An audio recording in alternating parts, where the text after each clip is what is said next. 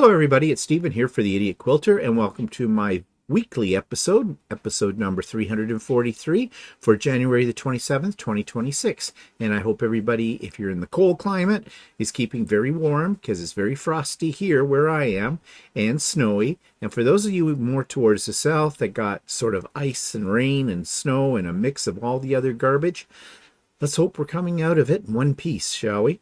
So let's take a look at some things that don't necessarily suggest warmer weather, but might be something to divert our attention from the weather. And that's what I've been working on. So first thing up is my Quilt of Valor quilt. You've seen it before. It's all completely done the top. And today I am hoping to get it on Lucy and get it long-armed. And it'll be closer to being absolutely finished, and I can get started on writing up the pattern for this. I'm really happy with the way it turned out. This took a lot of quilt math, and I am horrible at quilt math. Absolutely horrible. What I really ended up doing was doing partially some quilt math and partially design wall. And so I made the pieces fit together on the design wall before I sewed different sections of it together to make sure everything was right. And yeah, it worked out. So now translating that into a pattern that someone could follow very easily, that's my next task on this. But I am happy with the end result. I think it looks great. I know what I'm going to use as my quilting pattern. It's the one I use on all my Quilts of Valor, which is a swirly maple leaf design that I think will work really well with this particular quilt, since it's made up of maple leaves. So yeah, and when I do get the pattern written, I'm going to make a second quilt, but the second quilt will be used to test the pattern to see what I need to improve on it to make it absolutely clear. And I'm not going to make it as a Quilt of Valor. I'm going to take a panel that I have here. I don't know which one yet, but I have several that I've collected over the years. And I'm going to use a different color scheme, different fabrics, and create another one that is going to look totally different because I'll use a different panel and different color scheme. And that will be my test for the pattern, as I said. And then I've got three possibilities of what I can do with the pattern. I can offer the pattern to the Quilt of Valor people, so they can produce it in their store and sell it. I don't know how that works. That's one thing. The other is that I can hang on to the pattern and I will give it out as a freebie to everyone who attends my retreat in the spring. Or I will just throw it up on my Google Drive and put a link in the show notes to Idiot Quilter, and you can get it. Nobody except for those who, if I give it to Quilt of Valor, have to pay a cent for it. I'm not going to charge money for my patterns. And by the way, if you're new here and didn't know about my other patterns, if you look in the show notes, there's links to several of them, and they are all free. They're PDFs, and all absolutely free. Help yourself. And if you do one of my patterns, if you'd like to take a picture of it when you're done and send it to me so I can feature it here on the channel, I would be more than happy to. And I'd love to see what you did with it, one of my patterns as well. Okay, so that's one thing. Now, the next thing I'm going to show you is something that I've got really mixed feelings about. And you saw in my title, I said morally apprehensible quilt design. I don't think I've ever said that about any quilt pattern I've ever done in the past. But this one bothers me. Now, what is this, first of all? Well, it comes from, I think it's Creative Kiwi. Yes, it is. It's Creative Kiwi. And it is an In the Hoop project. And each of these little mini panels or blocks are all done in the hoop. And when I first saw this, I thought, they call it a Remembrance Day quilt. I thought this would be great maybe as a Quilt of Valor kind of thing. Although, you know, when you embroider things get really stiff, so it wouldn't end up being all that nice and soft. Or just as a wall hanging. But which I even thought of maybe going down to my local Legion and donating it to them. As I get looking at these images, there are a lot of things that bother me. Now, I do realize that this has been created as in remembrance and in respect to fallen soldiers, or to vets in general. And I'm all for that. If I wasn't, I wouldn't be making Quilts of Valor. However, I studied the images a little bit more closely. And, well, first of all, there's a lot of guns. A lot of guns. And guns, of course, are a symbol of war and of violence and of killing and of death. Now, I know if you're going to put in soldiers, it's going to be very hard for you to avoid weaponry, isn't it? I get that. But what really bothered me is that in the second row, the last two panels, actually the last five panels, those represent death. And, you know, on the second last one in the second row, I didn't realize this when I was sewing it out, but it's actually soldiers taking a casket, which presumably would have the remains of a fallen soldier in it, bringing them home. Now, we've seen images like this before on television, on the media, in movies, but we see that, and then right next to it, you have what looks like a mother and a child at a gravesite. And so it tells its own story. Fallen soldier, fallen husband, fallen father. And I think that is really, really sad. And then you see one with, in the second row as well, a soldier carrying another soldier. Is he alive? Is he dead? We don't know. The story works itself out in your own brain. And then we see a wounded soldier on a stretcher being carried out as well. Yeah, this is a lot of sadness in this quilt. And although it's a remembrance quilt, and although these are the realities of war, I would not be comfortable presenting this to a vet. I think there's too many triggers in here for them. I know that there are certain images that you are told not to put into a Quilt of Valor quilt because, and I'm talking from the Canadian Quilt of Valor rules, like they don't want you to put in a Canadian flag.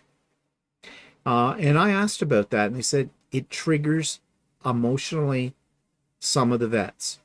And they ask that it not be there. Some vets ask for certain colors not to be put into a Quilt of Valor quilt, because those are triggers as well. So this quilt is not a happy quilt. Excuse me. This is not a happy quilt, wall hanging, whatever it would become. And I think there's too many triggers here. How do you avoid that? Well, maybe not so explicit design. Maybe you can do it more symbolically through like flowers, like the poppy, the colors that are used, the symbols, like in our case in Canada, the maple leaf, those kind of things. So I find this a little, and I called it, maybe I was too strong in my words, morally apprehensible. Yeah, I think it got so many mixed feelings from this. And maybe I should look at it from that point of view. Something like this is supposed to conjure up emotions. It's supposed to make you feel. It's supposed to make you stand, and when you see it, and think about the true cost of war. I don't know. So, what am I going to do with this? That I don't know either. I mean, I spent a great deal of time sewing it out, stitching it out. I think overall, like the design itself, forget about what it's saying, the messages that are there, is great. I'm definitely not making it a Quilt of Valor. I might finish it off, put it all together, and it's a wall hanging that I could bring out, you know, around in November for Remembrance Day. But every time I look at it, it saddens me. So I don't know if I want to do that. Maybe I could take individual panels that are a little less triggering, like the last one in the last row, maybe. I don't know, maybe it's hard to find one, you know. Maybe the one with the soldier and the dog, you know, that's the fourth one in the top row, something like that. Maybe even a couple of the ones that have soldiers in them that don't show the guns so much. I don't know. Maybe I could incorporate one or two of those into a Quilt of Valor quilt. I even thought of making tote bags out of some of these, but I don't know. Maybe you have suggestions for it that I haven't thought of. But for now, I'm just going to pack these all up, put them away, and maybe a different idea will come to me at some point in time. Or maybe I'll just throw them out. Yeah. I've never had one that's had this kind of effect on me before. Okay, let's move on, shall we, to happier topics. Sorry about that one.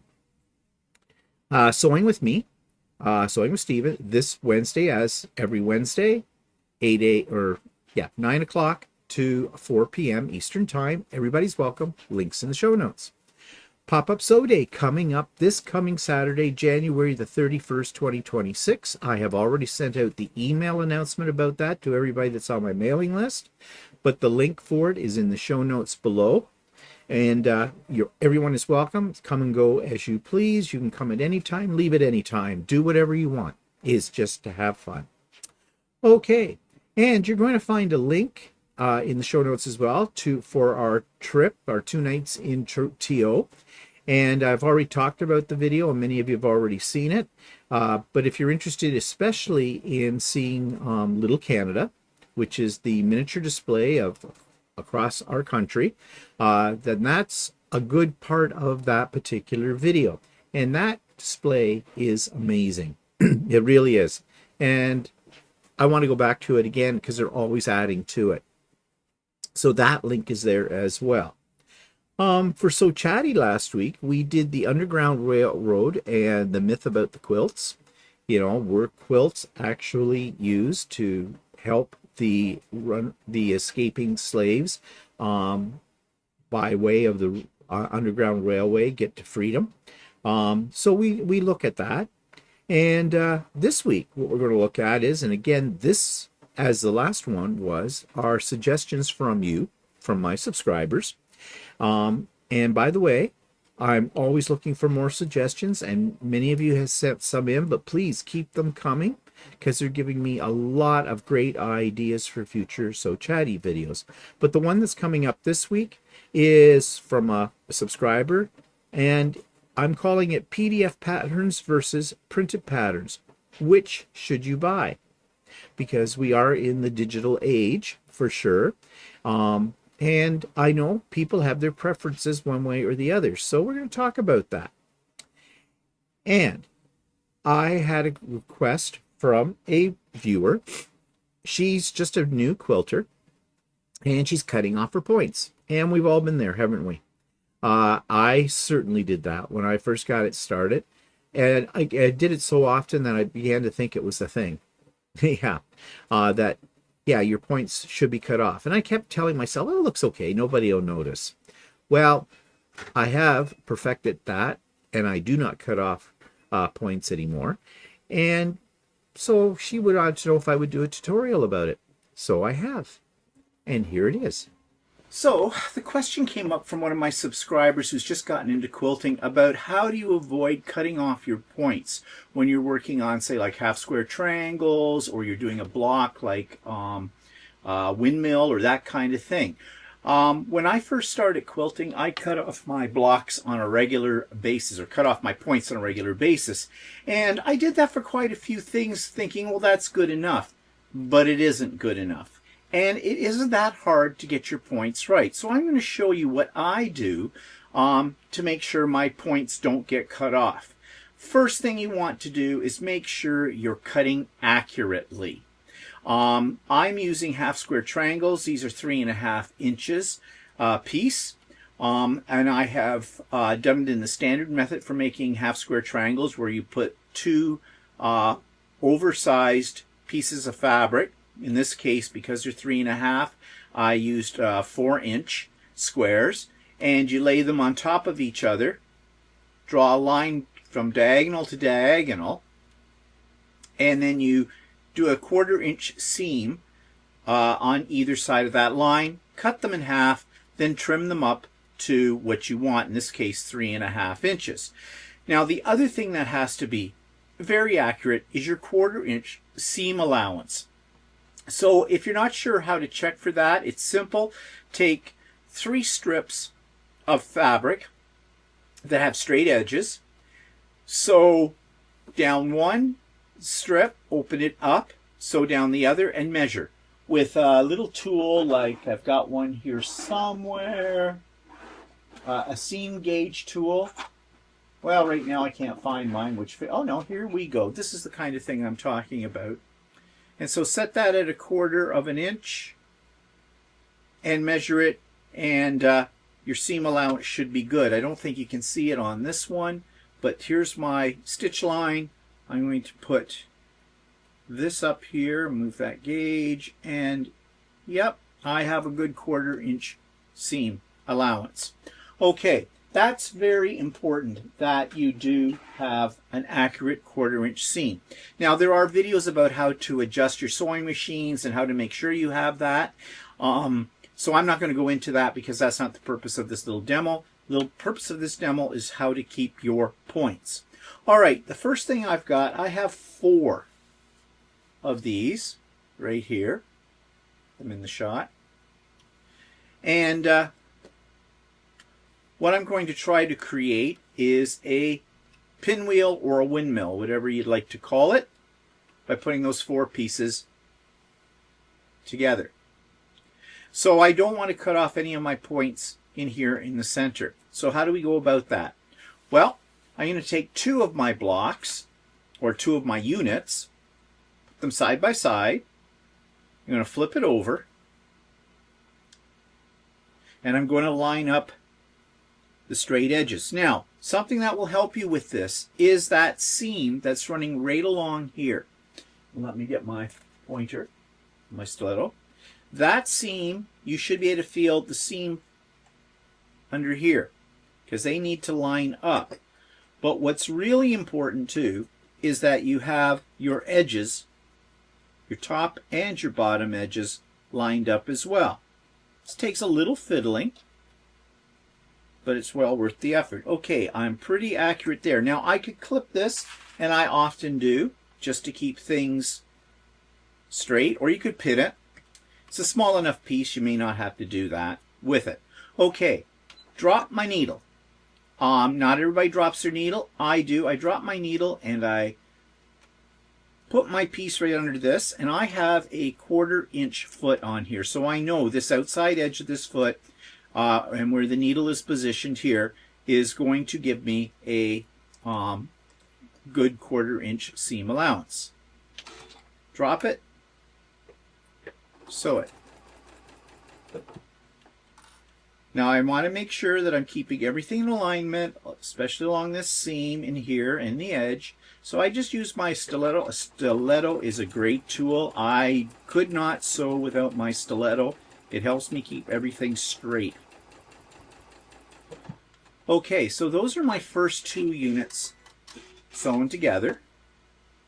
Let's open it up and let's finger press it. I'm going to finger press it to the left.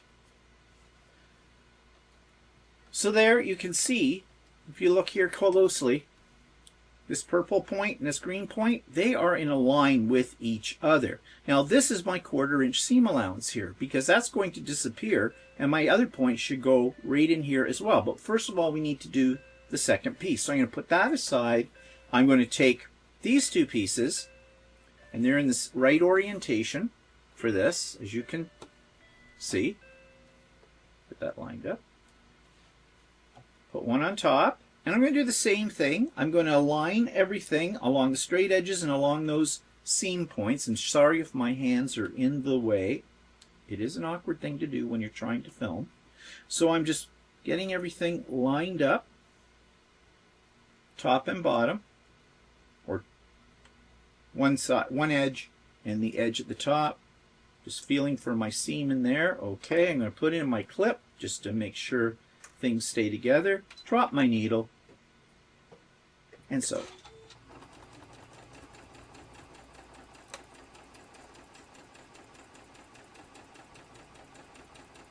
Now don't try to set your machine really fast for this. Use a comfortable speed. As you get more practice with things, you'll be able to speed up your machine a little bit more if you so desire. So let's take a look at this. I'm pressing my seam over to the right on this side. Pressing is important. Your first row, I always press to the left. My second row, I always press to the right. Now I've just finger pressed these, and good ones. Ideally, I should take it to my iron and give it a light press as well. But here's my two pieces. Now, I'm going to just take my top piece, lay it on the bottom piece, and I'm going to line up those two seams. And you can see it, but you can also put your finger in there, and you can feel the seam underneath. So I just drag my nail along there, put in my clip, and then I line up this top edge, these two corners. Now, you might get a little bit of a bulge. I have a little bulge here. Not to worry, because the feed dogs will do their job and will even out the fabric as you sew. Okay, drop my needle and sew my 1/4 inch. Now I'm making sure that my edges are aligned and straight. When I come to that seam, I'm just taking my stiletto and making sure it's where it's supposed to be. You notice it's going off a little bit here. That's okay. Just stop. Lining it up, hold it down, and put the rest through. Now I'm going to show you a little trick. And this is why I said you should cut accurately. If we take a look at this piece, right here, this is where all the points on the other side, when I open it up, come together. But you can see where the thread lines intersect. You want to make sure that your seam line along here is on the outside of that point. Otherwise, you will cut off your points. So if you need to waver just a few stitches, 1 or 2 stitches over slightly, just slightly, like a thread's width, to get those in the right place, you can do that. Because that's when I said, if you're very accurate in your cutting, you should be all right. But if you're a little off, just a little off, you can fudge it by just going a little bit beyond that point. Okay, let's see. Did I get it to work? Here we go. Let's just press that with my fingers, and there you are. We've got perfect points. The points are not cut off. When I press this, they'll look even better. They're not cut off. They're perfect. And that's all there is to it for getting your points lined up. And once I press this, and I will press it just to show you what it's going to look like. I'm just heating up my little iron over here, but it only takes like 30 seconds to come up temperature. So I'm just going to take it over here. Sorry if I'm shaking the table, because that's what my camera's on. And I'm giving it a good press.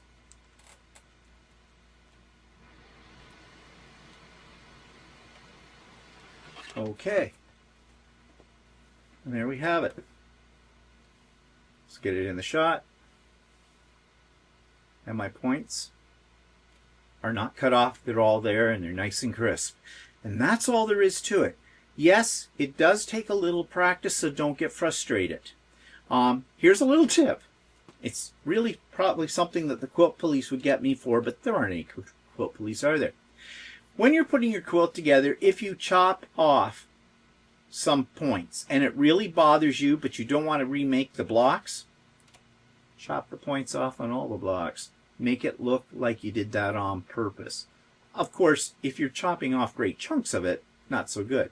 So I hope that has explained for you how to get your points from not cutting off. Important tips. Let's just review. Cut accurately. Make sure you have an accurate 1/4 inch seam allowance.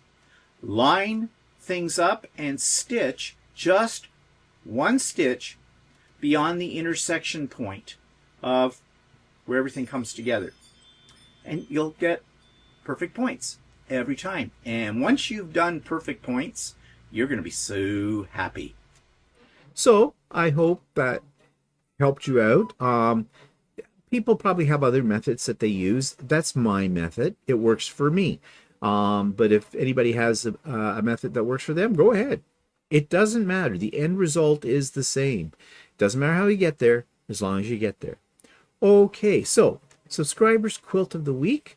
This lovely creation comes from Charlotte Desrochers.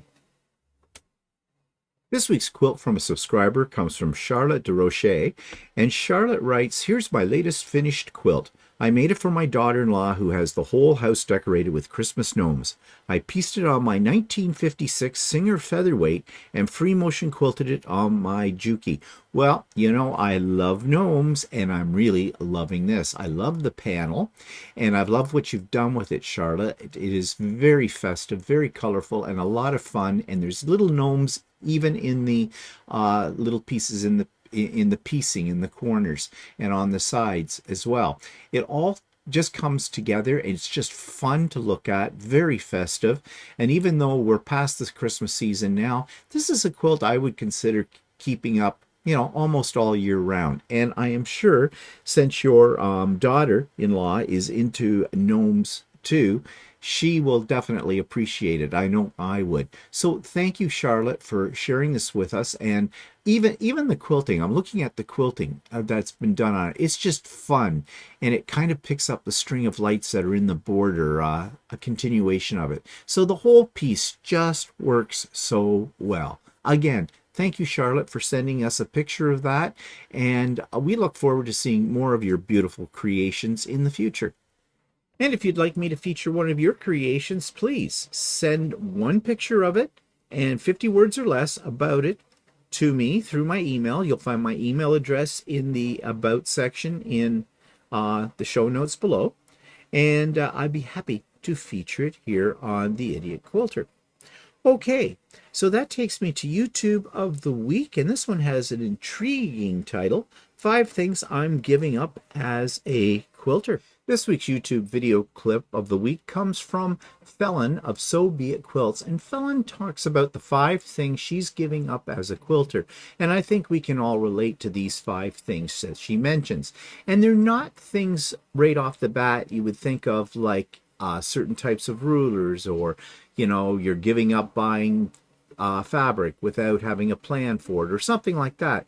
No, these are things that we have internalized that may avoid or help us to, or not help us, but actually inhibit us. That's the word I'm looking for. Inhibit us from being as productive as we can be, or that put pressure on us as quilters. And quilting should be a happy thing, right? It shouldn't be a pressured thing. We shouldn't have to feel like it's a job we need to get done. It should be fun. And so Felon talks about 5 of these things, and I think we can, as I've already said, relate to these things very easily. So if you want to know what those 5 things are that Felon is giving up, and that maybe we should all give up as well, so we can be in a happier spot in our quilting journey, then check out this particular video. All right, so what about future projects? Well, you know that this was supposed to be the year of the bag. I was going to concentrate on bags. I got a little frustrated at the first of the year with some projects I was working on, but I'm not giving up yet. So another future project that I have that deals with bags is called the Linda Purse by Adam Sews. This week's future project is one that comes from my friend Adam of Adam Sews. This is his original pattern, and it is called the Linda Purse. And let me just see if I can pull this up for you so you can get a better look at it. I don't know why I get this bar across here, but something Oh, there it goes. It disappeared. That's a good thing. Okay, so this is what it looks like. And I'm not really sure why he calls it a purse, because I would call it more of a bag or a, well, I suppose it's the size of a purse. But anyways, I'm looking forward to trying this down the road. You know that I did earlier say this was going to be the year of the bag, and I got a little discouraged. However, this may give me back my mojo when it comes to bag making. Adam's patterns are always very well written, and he usually has a video that goes along with them too. And really, the price is quite reasonable. You see here it's £10, so that's about $18 Canadian, less American, and that's about the standard price for any good pattern. And it is a PDF pattern as well. So once you've purchased it, you can immediately download it and get started on the project. Of course, Adam usually does his bags in Tula Pink fabrics, which really shows them off nicely, but you can do them in whatever grabs your goat, so to speak. So yeah, this is going to be a future project from Adam Sews called the Linda Purse. So this week on my new segment called Points of Interest, we have this website that was given to me, or given to me. I mean, you know what I mean. The link was forwarded to me from Phyllis O'Connell. As you know, Walter and I are headed for Japan come this May, and one of my subscribers, Phyllis O'Connell, submitted this link to an article she thought I would be very interested in, and I thought all of you would be interested in this as well. And it's about Japanese quilting. I did read some things about Japanese quilting some time ago, and what I found out was that it is looked at in a very different way. First of all, to the Japanese, quilting is all about art, not about functionality per se. And they make very tiny quilts, more like wall hangings or mini quilts, that kind of thing. But in this article, you get more details about what is different about Japanese quilting from what we're used to in North America for quilting. And they talk about the handwork. They do a lot of hand piecing and hand quilting in their designs, and they're very thrifty. They do... Fabric is expensive in Japan, and so they basically save scraps and work with very, very tiny pieces of fabric that most of us would probably discard. They are also very much into improvisational quilting as well. You know, they make up the patterns as they go, and that's the real art of this, I think, as you can see in some of these pictures that are in this article. And they do use a variety of materials. Of course, they use silk in their quilts because that's fairly readily available for them, but they also do a lot of applique work too, and use just a variety of techniques. So really, these are not quilts in the sense that we think of quilts in North America. These are more what I guess we might qualify as art quilts, which, you know, we are familiar with, but they take it just that few degrees further than what most individuals in our world do. So if you want a very interesting read, check this out. The link is in the show notes, and thank you, Phyllis, for sending this to me. Now, I am running out of, I'm running out of thoughts. Sorry, that was a senior moment. I am running out of ideas for points of interest. So if you've got something that you have seen on YouTube or on the web somewhere or whatever, it could be an article, it could be a video, it could be about anything, but you think that it's something that everybody else might be interested in, then please send me the information about that. In the case of a website or of a YouTube video, just send me the link. I'll explore it, and I will put it up here as a point of interest. Please. The only way I can make this segment work is if you give me the fuel for it. Okay, so that takes me to what am I working on now besides what you've already seen. So what have I been up to this week? Well, this, that, and everything. You can see here, these are the bits and pieces for a little barn that I'm putting together. I got this idea after I printed out some coasters that have a quilt block on them. And I thought I could shrink them down and put them over that hole, because this is actually supposed to be a birdhouse when it's done. And, you know, it's a barn with a barn quilt. I don't know what I'm going to do with it. I just thought it was kind of a fun idea. These are feet. Yes, these are feet, which are going to go along with this when it gets printed. This is going to take a while to print. It says actually it's going to take back 7 hours and 45 minutes. And this is going to be a penguin soap sleeve, which you may have already seen on my vlog. If I get it done in time for the vlog, I will put it there. This printer is idle, but not for long. We'll come back to that at a future date. I've been working on this. This is one of the in the hoop panels for this, which I've already discussed earlier about how this, I don't know what I'm going to do with it, because this upsets me. This upsets me, but I've already talked about that. So we'll leave that. My project table is not getting any smaller. Lots of things on it. That's not unusual. And I've got, of course, a quilt, which is the Quilt of Valor that I already showed you, sitting out on Lucy, waiting to be quilted. So I'm hoping I will have that done in the next week as well. Lots of things to do, so I best get at it. So that brings me to my review of an online quilt store, and this is my last one for the province of Ontario. I go through a list that I found some time ago, and I've actually copied the list. It's in PDF format, and you can download it if you want to. It's in the show notes, the link for it. But this is the last one for my province of Ontario. Next week, I'm moving out of Ontario, and I'm moving into Manitoba. But for now, the last one in Ontario that I know of, there's probably ones I've missed, but, you know, I don't know of them, is called Quilting Confections. This week's online quilt store is located in Windsor, Ontario, and it's called quiltingconfections.com. And this is their front page, and you can see they actually sell Mettler thread. Mettler thread is not a very easy brand to get a hold of in my area, so that's good to know. And price-wise, it doesn't look like it's too bad, around $11.97 Canadian. And says this is an online exclusive discount. Use code THREAD25 at checkout. So you can get 25% off that price as well. So that's pretty good right now at the time of recording. Discount increase, 40% off holiday fabric. That's not bad.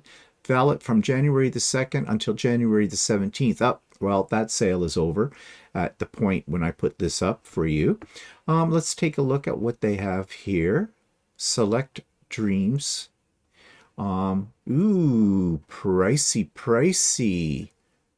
Now, that's $26.98 a meter? Yeah, $26.98 per meter. It's 42 inches wide, 100% quilting cotton. It's a Wilmington print. Okay, that is the most expensive fabric I have seen online in quite some time. In fact, I think that's the most expensive I have seen fabric online ever. I mean, I know prices are going up, but that is really high. I mean, $27 a meter?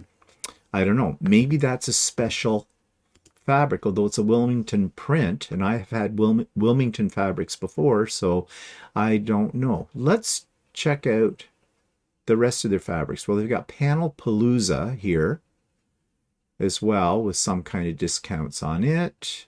They have events.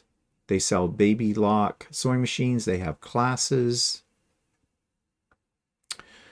Okay, now this collection, this seems to be a little bit more reasonable. $12.98, is that for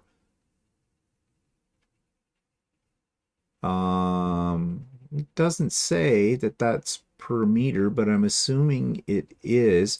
It's basically, but that's basically a panel. Yeah, those are panels. So, yeah. Well, let's stop fooling around with their front page and let's go right into their main. So, shop all fabric. Okay, here we go. Um, yeah, their prices are still a little bit on the high side. This Scarlet Dreams line seems to be very expensive.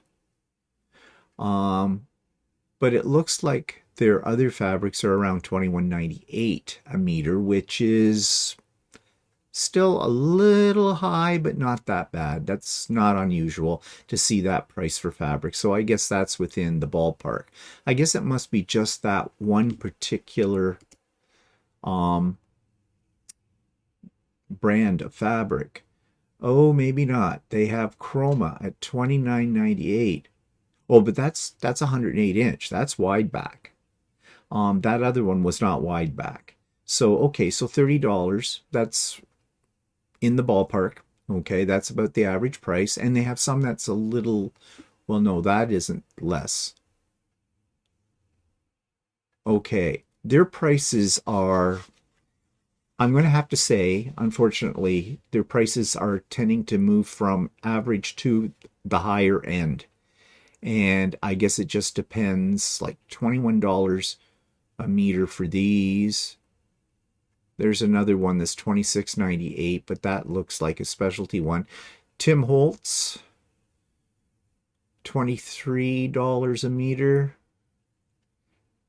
Pot at $25.98. Yeah, I think this store is actually, the prices are just a little on the high side. Just a little bit. Okay, not a bad selection, but some of these fabrics I think you can get for less in other spots. Looks like they have some of the O Canada series. That's not a bad price for those. So really, you have to hunt around in here to see, you got to know your prices on fabric from other places. But they have 38 pages of them, so they have a really good selection. Was there anything else under this category of fabrics and interfacing we should look at? Well, under quilting, wide backs, we saw some of the wide backs. Do they have many to choose from? Prices range from as low as $18.98 a meter up to $35.98 a meter.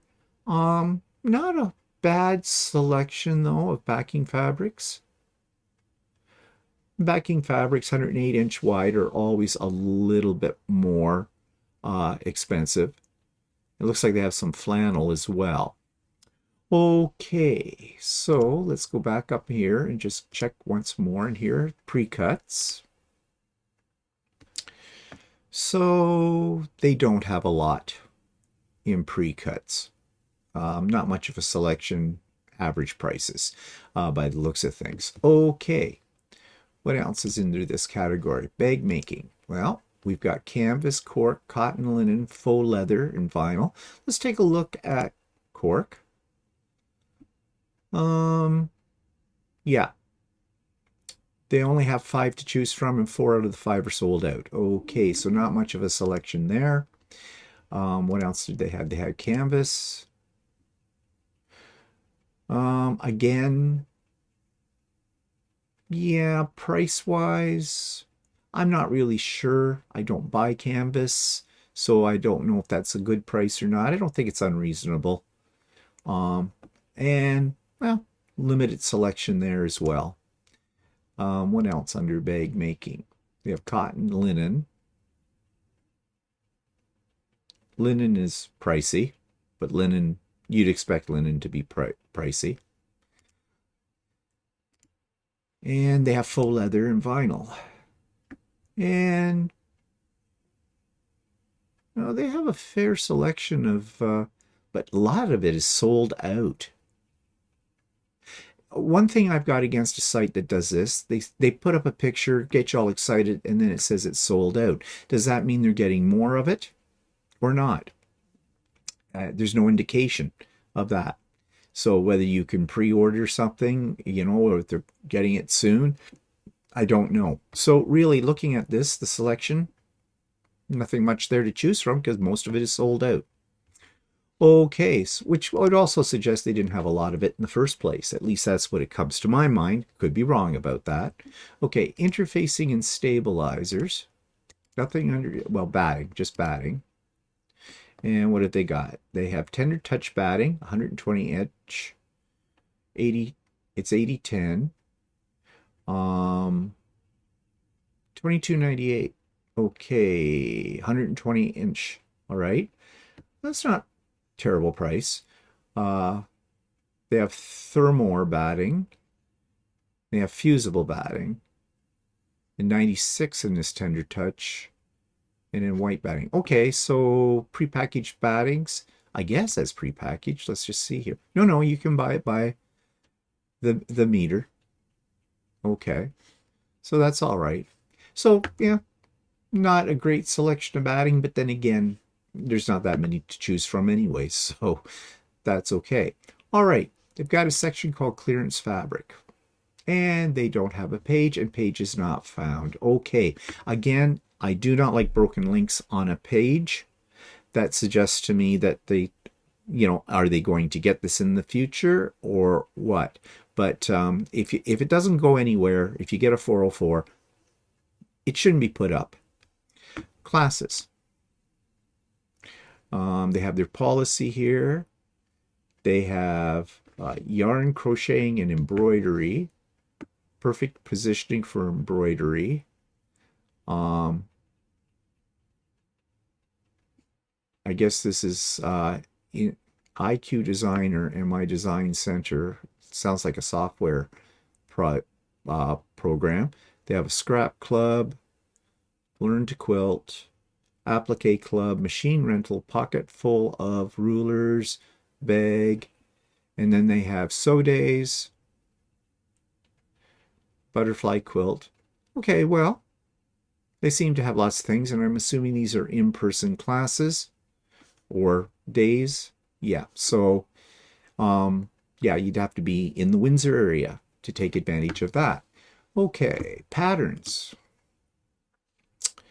Bag patterns, quilt patterns, your usual gamut, in around about the same price range. Lots of patterns for bags here. And they have 3 pages of patterns, so that's okay. Kits.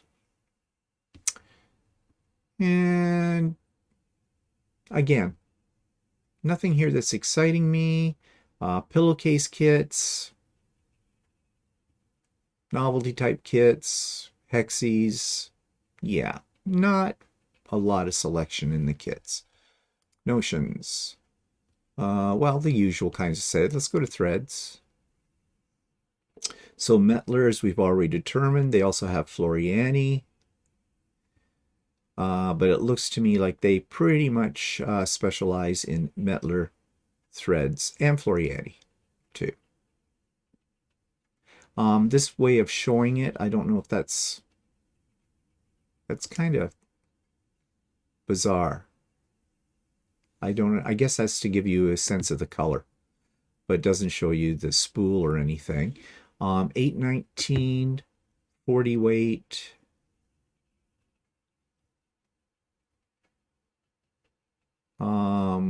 What's the size? I don't, view store information. Nope, it doesn't, no indication here of what size spool that is. I would kind of like to know how much I'm getting for that price. I'm assuming that's a small spool. Okay. Bag banking, we've already kind of looked at that. They do have hardware as well. Embroidery, stabilizers, thread, machine accessories. What are machine accessories? Okay, bobbins, hoops. Everything is sold out. They have an awful lot of things that are sold out. Well, this is very frustrating. So you don't know, as I said, can you order these things? Can you pre-order them? Are they getting them back in soon? I don't know. They do sell sewing machines, baby lock, and sergers and embroidery machines. Okay. So what about their shipping policy? Well, I don't see anything that says it up front, but let's take, oh, here we go. Currently, we're only shipping to Canada and continental USA using Canada Post, UPS, and Perlator. Okay, we offer $15 flat rate shipping across Canada and free shipping in Canada with orders over $200. Okay, then they have a thing about the tariff situation.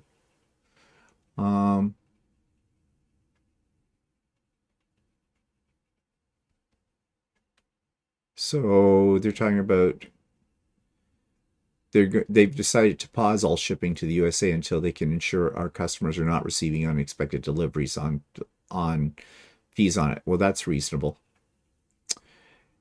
Yeah, we all hope to be back to normal soon.